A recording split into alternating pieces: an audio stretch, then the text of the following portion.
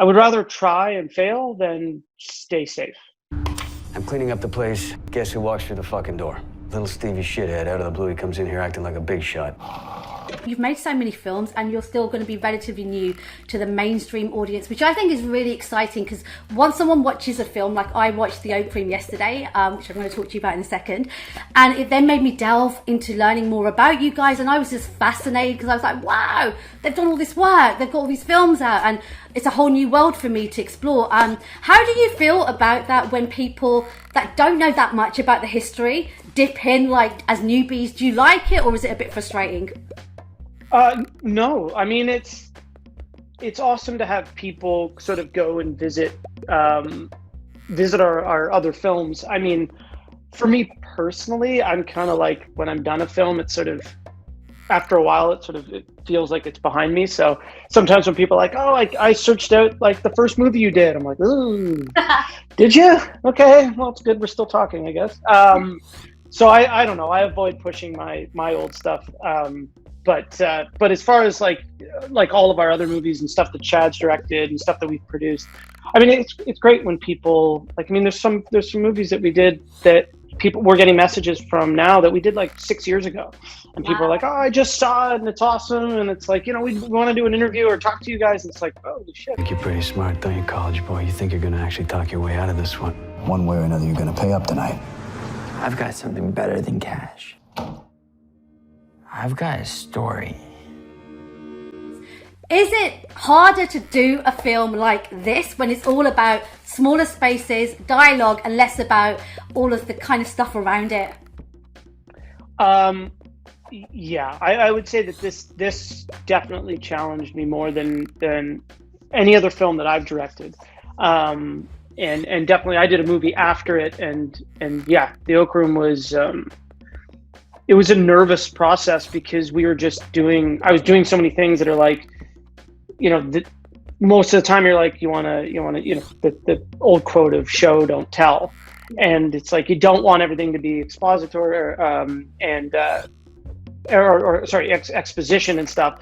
You really want the film to sort of tell the story without having to actually tell it through dialogue. And this is so dialogue driven, and I wanted to do the complete opposite. So, you know, there was a lot of risks going into it, and so there was a lot of me relying on the cast, and also the cast relying on me, that we were both sort of gonna bring it. And you know, sometimes we would do things like we were doing 15-page takes. Yeah. Oh, wow. So we would do these really long takes to let the actors really just dive into the characters and sort of start to forget that the cameras are there. So, but yeah, I would say that this was, I mean, the actual filming of it wasn't that hard, because we're in a confined space, and I'm with, you know, a bunch of friends that I trust, a bunch of crew that I trust. So that part wasn't hard, but the fact that, you know, the challenge of making it work was pretty scary. I mean, we were confident that we were onto something, but you know, it's like, if this doesn't resonate, people are really going to hate this. No, and the thing is, I think anybody that makes any form of art, you guys are always under scrutiny, critics and what they're going to say and so forth. And I often think, does it spoil the art of filmmaking? And do people sit there and think, oh shit, so the last film, festivals loved it, but then this person didn't like it, so how are we going to get them on board? Or are you still really able to like say, sod you lot, we're going to make the film we want to make, and then we're going to see what you lot say? I think it's funny. It's a little bit of both. Like, prior to making a movie, I'm always sort of like, you know, here's something that the critics didn't like last time, and here's mistakes, like even mistakes that I know I've made and maybe nobody caught them, or things that I've learned. I always have like, okay, here's all the things that I've learned, and here's all the stuff that I want to do better and do different, and you know, as your confidence builds. But then as soon as you start shooting, it's its own beast. Yeah. You forget about all the things that you did right, all the things you did wrong, and the movie just becomes all encompassing, and it's a new world. You're in a new space. Everything changes, and sure, you pull stuff from experiences you've had and on sets and stuff and other things I've directed, but every movie is its own beast. So you kind of forget everything at the door. Also, at that point in time, you don't really care what other people think. You're just trying to be in that moment and make sure that the actor is happy with their performances and you're happy with their performances. And so, yeah. I think that's kind of why I think people like you having your own production company and doing it your own way, even though everyone I talk to always has this dream about, I want a big studio to get behind us and give us millions, and no one's opposed to that. But I think the strength of doing it this way is always having that comfort of like, we're doing it our way and we're able to continue making films. So clearly we're doing something right here.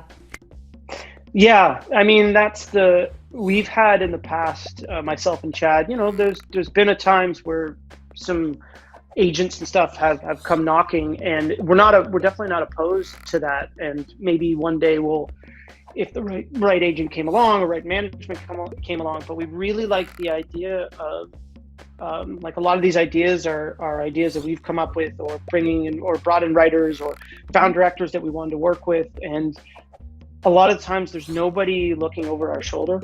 Mm-hmm. So we kind of do it, which is amazing because we're allowed to make our own mistakes. Yeah. Where I think sometimes, and again, it's like, I don't want to shoot myself in the foot here, but yeah. Sometimes a studio, Cody, yes, exactly. Well, fuck that guy. Yeah. Like sometimes maybe a studio knows how to do it so well that when a director wants to do something different, they're like, well, there's no point in doing it that way because this way works. Yeah. And maybe they're right, you know, and they could save that director's career, but on the off chance that they just let the director do his thing, maybe that could have been something really, really special. And I'm not saying that happens all the time. I mean, I'm just... Because look at Zack Snyder. I mean, that's like the biggest example that comes to my mind. If you think about Justice League, the version that was put out without the version he wanted to, which was a bit darker, edgy, and not so family, which is what DC wanted, and Warner's. And then he made it, and look at the difference in quality. Yes, it was 4 hours long, but it was a big difference. It was a different film. Oh yeah, 100%. And there you go. I mean, we at Black Phone Films, our first, it's not a motto because it's a long sentence, but we're all about the filmmaker's vision. So if we bring somebody in we want to work with, if they want to do something that we've never done before, or they're doing something really risky, I mean, that's almost exciting. I think I would rather try and fail than stay safe. I just walked 2 miles through a blizzard. I can tell you about the cold. You know, bartenders love to talk. Wrong. Bartenders listen. It's the alcoholics that never shut the fuck up. We talk about your cast. I can't fault anybody. I really can't. I thought RJ, Ari, Nicholas. Was it Nicholas? Who was the guy with the big beard that played the dad? Campbell. Awesome. I did not know. Insane. Oh my God, listen. He's so good. Like, I was just thrown. I was Googling about him afterwards and finding out about everything he'd done. I was just like, wow, this guy, because he comes later on in the film, but he holds his own. And this is why I said your cast were brilliant. How difficult was it for you to get them to believe in you? And I'm assuming that it was a little less money than what they would normally get, especially in the case of RJ, who we've known for Breaking Bad and various things he's done. Was it difficult to convince them, or did they just love the script? So, and this has never happened for me before, but I made a list of people in Canada. And then obviously RJ, not being Canadian, but he was on the list. All of those people were the first choice. Yeah. And so I sent everybody the script and sent them a little blurb on why I was making it and why I connected to the material, and sort of I sent a pretty emotional email about sort of my past, because I grew up in a small town and I left, and I had a lot of reservations when I left about coming back and stuff like that, and family, and how that changes and stuff, and there was some guilt there and stuff. So I wrote a really personal email, and everybody really responded to the email, but also they were like, the fact that you're going to make this movie that on paper seems so risky, they were just like, I just want to be involved, whether the ship sails or sinks. I just want to be part of this thing. And it was amazing. Like, everybody had the same sort of I cannot wait to dive into it. And then the more I talked with the actors, and it's funny because we didn't have any rehearsal. Wow. Every meeting that we had with the actors, we only talked about the backstories and sort of maybe what happens after, the film cuts to black. So all of that stuff. So all of the actors had this sort of deep-rooted backstory, and we talked about it so much that they brought all of that sort of knowledge to the character on the day. But I never really talked. Maybe a couple times talked about a few little scenes, but it was all about backstory and who they were and why they're in this situation and stuff like that. And then when I started to bring up ideas of like, I want to do 15-page takes, They're like, and I want to move. They were like, holy shit. And then, but I was like, but I want to move the cameras back. And so that they're, you know, occasionally the camera's in your face when we have to get the close-ups for certain moments, but I really want to shoot on long lenses, which was Jeff Mahar, the DOP's idea, so that we could not invade the space constantly. Plus he lit the whole place so each actor could move wherever they wanted. Mm-hmm. So I said, you know, you got to trust me that we're going to do these long takes. I need you to be off book, but trust me to do that. And then sort of the gift on the other side is like, if you want to walk around the bar and grab them, you can do whatever you want. I'm not going to stop you from whatever emotion you have in like a physical movement. I'm, you know, there's no marks, nothing like that. I mean, we did a few little marks for certain key moments, but 90% of the time they could do whatever they wanted. Fact is, I've been feeling very strange lately. I'm sensing a story coming on here, Gordy. Shit, I haven't even talked to him for 2 years. You know, I used to see it. He used to always be hanging with the wrong guys. And now I'm really worried that he's got himself involved in some really ugly shit. As a filmmaker who has, you know, he's got your own production company, got a good crew of people around you that seem to back what you're doing. What type of films do you want to make? Are you going to continue with what you're making? Because everyone I'm talking to seems to feel either braver or wanting to be sharing stories in a different way just because of everything that we've all gone through over the last couple of years.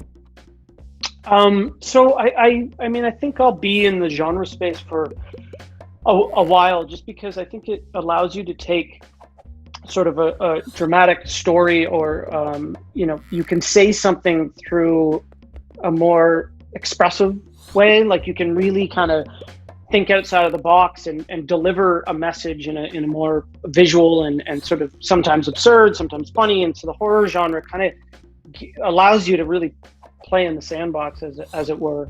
So I mean, I'm going to stay in that. I mean, I think now, as you know, as I get older and as the world's changing so fast, I think we're more aware of what we're making and making sure that we are giving enough of a voice to different characters, to different types of characters, male, female, race, all of that. But also, you know, not forgetting that it's like, you know, the story is what the story is, and it'll be whatever it is. So we don't want to do anything that's not us, but we're very aware of the times we're living in. And I think some of the stuff that we're working on now, all of this intense things that are happening in society have worked their way into these new projects in a really exciting way. So I'm excited to keep in this genre for a while. I mean, me personally, since the get-go, I've always wanted to make a sci-fi movie. Like, I think one of my favorite movies is Alien, and everything that comes, I kind of end up watching everything that comes out that's sci-fi. A bit of a sci-fi nerd, and I haven't done that really yet. So I've been, over the last 2 to 3 years, I've been picking away at a sci-fi concept that I'm hoping that'll be the next thing I do. But I just want to do something different every time. Wishing you all the best. It was so lovely to talk to you. I hope it does what it deserves. Thank you so much for saying that. That you know, that makes us want to make more movies. Listen up. It's my turn to tell a fucking story. Well, all this is going down. The killer is under the impression that the bar is empty. A storm like this, everything just slows down. Well, he could be wrong, you could be wrong. Nobody's got a perfect fucking memory, right?